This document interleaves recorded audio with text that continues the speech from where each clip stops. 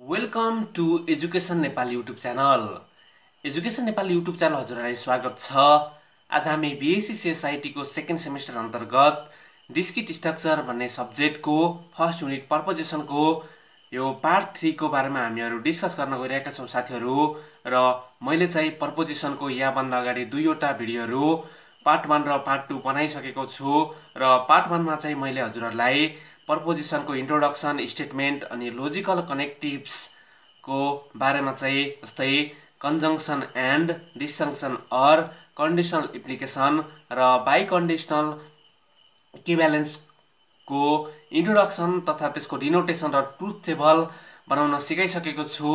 र पार्ट 2 मा चाहिँ मैले हजुरहरूलाई यो टोटोलोजी अनि कन्ट्राडिक्सन, कन्टिन्जेन्सी, कन्भर्स, इन्भर्स र कन्ट्रापोजिटिभको बारेमा पनि भिडियोहरू बनाएर राखिसकेको छु साथीहरू। त्यो हेर्नु होला। र आजको पार्ट 3 मा चाहिँ हामीहरूले केही कम्पाउन्ड स्टेटमेन्ट्सहरूको ट्रुथ टेबल ड्र गर्न सिक्छौं।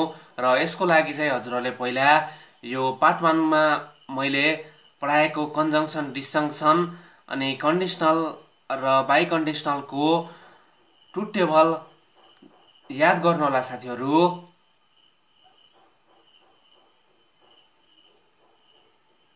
उक्त ट्रुथ टेबल जानेमा मात्रै हामीहरूले यो कम्पाउन्ड स्टेटमेन्ट्सको ट्रुथ टेबल कन्स्ट्रक्ट गर्न सकिन्छ साथीहरू। त्यसैले हजुरहरूले पहिला चाहिँ त्यसको ट्रुथ टेबल जान्नु होला र त्यसपछि हामीहरूले यो कम्पाउन्ड स्टेटमेन्टको ट्रुथ टेबल ड्र गर्न सिक्छौं साथीहरू।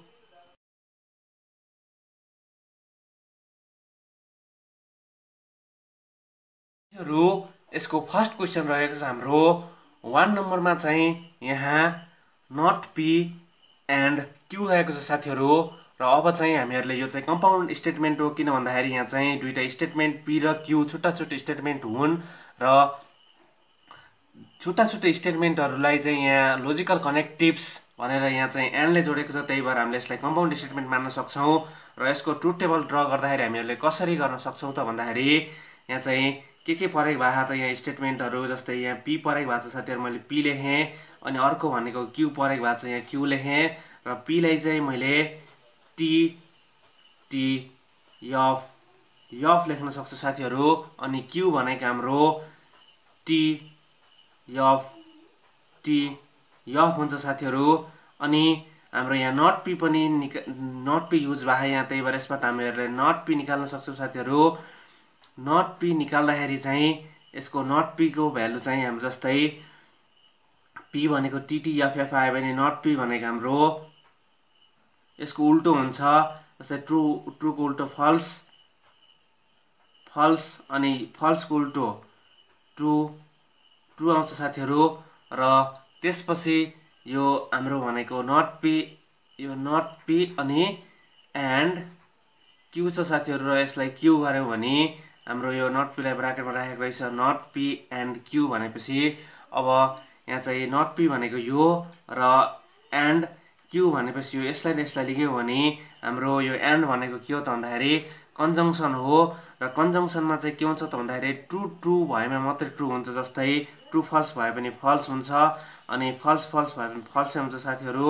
अनि ट्रु भएमा मात्रै यसको भ्यालु चाहिँ यो ट्रु हुन्छ साथीहरू, ट्रु। अनि फल्स ट्रु भएमा पनि यसको भ्यालु चाहिँ फल्स हुन्छ। यो हजुरहरूले ख्याल गर्नु होला साथीहरू। यसको 2 नम्बरको क्वेशन चाहिँ हाम्रो not P or not Q छ। र 2 नम्बरमा पनि हामीले सबै गरिन्छ, यो पी पनि यही हुन्छ, क्यू पनि यही हुन्छ। अब के चाहिन्छ त हामीले त्यो निकाल्ने हो। जस्तै नट पी हामीले यही निकालिसकेका छौं, हामीले यही युज गर्न पनि सक्छौं साथीहरू। अब चाहिँ हामीलाई यहाँ क्यू छ तर हामीले नट क्यू निकाले छैनौं, त्यही भएर मैले चाहिँ नट क्यू निकालेँ। र नट क्यू निकाल्दाखेरि चाहिँ नट क्यू र नट क्यू को भ्यालु चाहिँ जस्तै यसलाई उल्ट्याउने हो नि ट्रु उल्टेर फल्स हुन्छ साथीहरू। अनि फल्स उल्टेर ट्रु हुन्छ, अनि ट्रु उल्टेर फल्स हुन्छ, अनि फल्स उल्टेर ट्रु हुन्छ। र अब चाहिँ मैले यहाँ यो चाहिएको कुराहरू निकालिसकेको छु, नट पी पनि यही छ र नट क्यू पनि यही छ। अब चाहिँ मैले यसलाई अर गर्छु साथीहरू।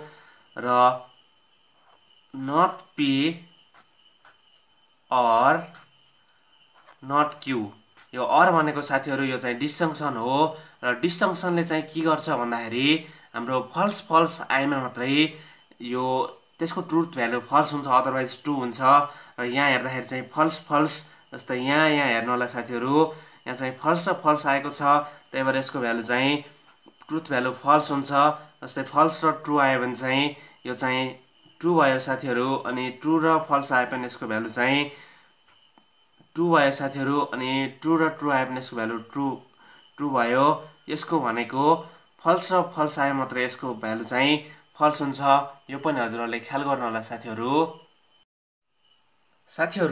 हाम्रो यसको थर्ड नम्बरमा रहेको छ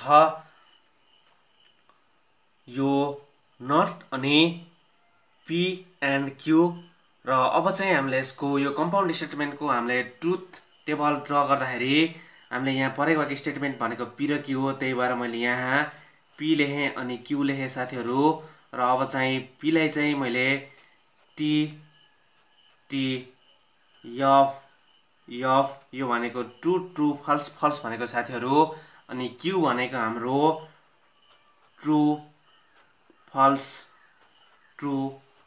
हुन्छ साथीहरु र यसले चाहिँ पहिला यसलाई एन्ड गरेको छ साथीहरु यसपछि हाम्रो यहाँ चाहिँ पी एन्ड क्यू रहेको छ र मैले पी एन्ड क्यू निकाल्छु र त्यसपछि मात्रै त्यसको यसको रिजल्टलाई चाहिँ नेगेसन गर्ने साथीहरु यो अगाडिको नट हो र एन्ड निकाल्दाखेरि एन्ड भनेको हाम्रो कन्जंक्सन र कन्जंक्सनमा चाहिँ के हुन्छ भन्दाखेरि ट्रू ट्रू भएमा मात्रै ट्रू हुन्छ र अदरवाइज फल्स हुन्छ साथीहरु फल्स यो पनि फल्स र यो पनि फल्स हुन्छ र यसलाई चाहिँ यसको नेगेसन निकाल्ने हो भने नेगेसन पी एन्ड क्यू हो यो यसको होल नेगेसन निकालिन्छ र यसको नेगेसन के हुन्छ भन्दाखेरि यसलाई उल्टाउने हो भने ट्रू भनेको फल्स भयो साथीहरु ट्रू उल्टो फल्स अनि ट्रू ट्रू ट्रू हुन्छ र यो पनि हजुरहरुले ख्याल गर्नु होला साथीहरु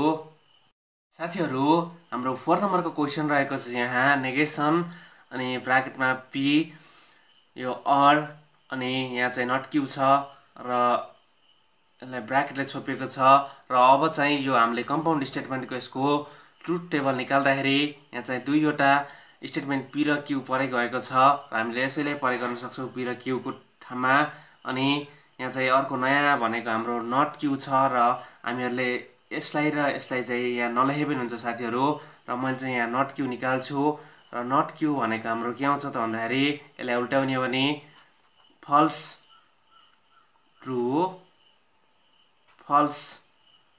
आउँछ साथीहरु अनि अब हामीले पी अर नट क्यू गर्दाखेरि पी भनेको अब यो भ्यालु निकाल्न सक्छौं हामीहरुले यहाँ चाहिँ पी र नट क्यू आइरहेको छ र पी अर नट क्यू निकाल्दाखेरि हामीहरुले पी अर नट क्यू निकाल्ने हो भने यहाँ पी पनि छ र यहाँ नट क्यू पनि छ र यसलाई अर गर्दाखेरि यो अर भनेको हाम्रो के हो त भन्दाखेरि डिस्जंक्सन र डिस्जंक्सनमा के हुन्छ भन्दाखेरि एफ भएमा मात्रै फल्स हुन्छ साथीहरु र यहाँ हेर्नु होला जस्तै ट्रू र फल्स भए पनि यो ट्रू नै हुन्छ अनि ट्रू र ट्रू भए पनि यो ट्रू नै हुन्छ साथीहरु अनि एफ फल्स र फल्स भए पनि मात्र यो फल्स हुन्छ साथीहरु र फल्स र ट्रू भए पनि ट्रू नै हुन्छ र यसपछि यो आएको छ यो भनेको हाम्रो भित्रपट्टिको part P or not Q आयो र यसलाई चाहिँ हामीहरुले नेगेसन पनि गर्न पर्छ साथीहरु यसको रिजल्टलाई र मैले नेगेसन गर्ने नि नेगेसन अनि भित्रको पार्ट भनेको पी अर नट क्यू निकाल्छु र निकाल्दाखेरि यसलाई नेगेसन गरेर उल्ट्याउने हो भने ट्रू उल्टेर फल्स भयो साथीहरु अनि ट्रू उल्टेर फल्स भयो अर्को पनि अनि यो फल्स उल्टेर ट्रू हुन्छ साथीहरु अनि ट्रू उल्टेर फल्स भयो र यो नै यसको ट्रुथ टेबल हो र यो पनि हजुरहरुले ख्याल गर्नु होला साथीहरु यसको हाम्रो नेक्स्ट क्वेशन रहेको छ 4 नम्बरमा पी इम्प्लाइज क्यू अनि एन्ड क्यू इम्प्लाइज पी रहेको छ र अब हामीले यसको ट्रुथ टेबल ड्र गर्दाखेरि यहाँ चाहिँ परेको भएको स्टेटमेन्ट भनेको पी र क्यू हो र त्यसैले चाहिँ मैले यहाँ पी लेखे साथीहरु अनि क्यू लेखे र अब चाहिँ यो पी को ठाउँमा चाहिँ हामीहरुले T T true true false लेख्न सक्छौं साथीहरु अनि क्यू भनेको हाम्रो नेक्स्ट स्टेटमेन्ट र यसको ठाउँमा चाहिँ ट्रू फल्स लेख्न सक्छौँ र अब चाहिँ हामीहरूले यहाँ चाहिँ सुरुमा p इम्प्लाइज q छ र p इम्प्लाइज q को भ्यालु निकाल्छौँ साथीहरू। p इम्प्लाइज q को ट्रुथ टेबल निकाल्दाखेरि p इम्प्लाइज q र p इम्प्लाइज q को मैले त्यहाँ इम्प्लिकेसन निकालेँ भने इम्प्लिकेसनमा के हुन्छ भन्दाखेरि हाम्रो के ख्याल गर्नुपर्छ भन्दाखेरि ट्रुले फल्सलाई इम्प्लिकेसन गर्दा मात्रै यो फल्स हुन्छ, अदरवाइज ट्रु हुन्छ। त्यही भएर यो ट्रुले ट्रुलाई ट्रु हुन्छ साथीहरू, अनि ट्रुले फल्सलाई इम्प्लिकेसन गर्दा मात्रै यो फल्स हुन्छ।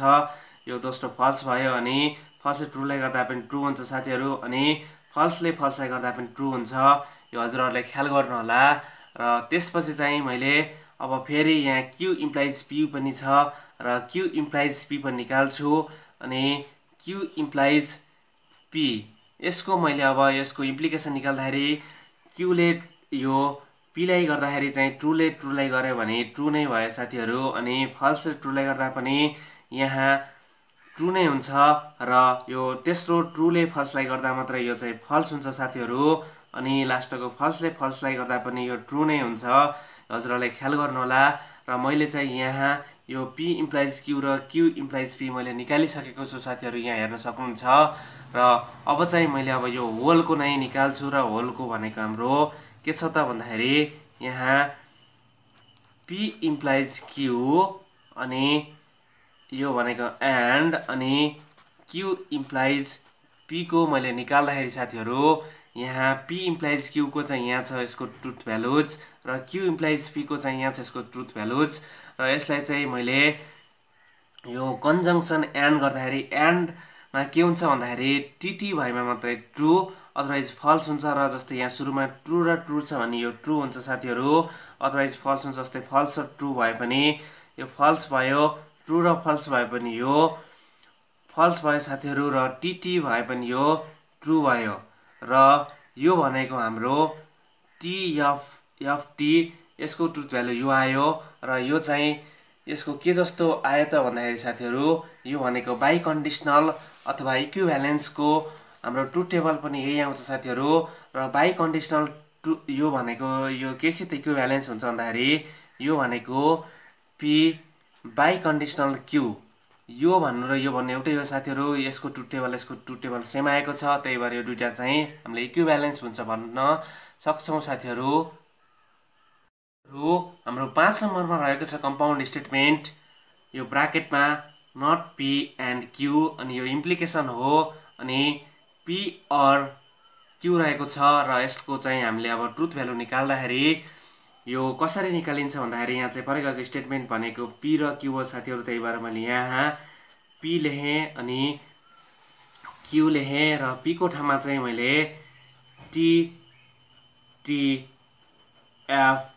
f लेख्न सक्छु साथीहरू।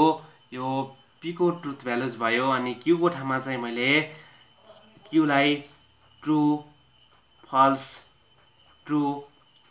रिप्रेजेन्टेसन गर्न सक्छु। र अब चाहिँ हामीले यहाँ सुरुमा चाहिँ के छ त भन्दाखेरि नट p छ, र नट p निकाल्छौँ। र नट p भनेको यसको उल्टो, जस्तै ट्रुलाई उल्टिँदा फल्स भयो, यो फल्स भयो साथीहरू, अनि फल्स भनेको ट्रु हुन्छ, र यो फल्स पनि ट्रु भयो। त्यसपछि अब चाहिँ मैले यो सुरुको निकाल्छु, र सुरुको चाहिँ हाम्रो के छ त भन्दाखेरि नट p एन्ड q छ।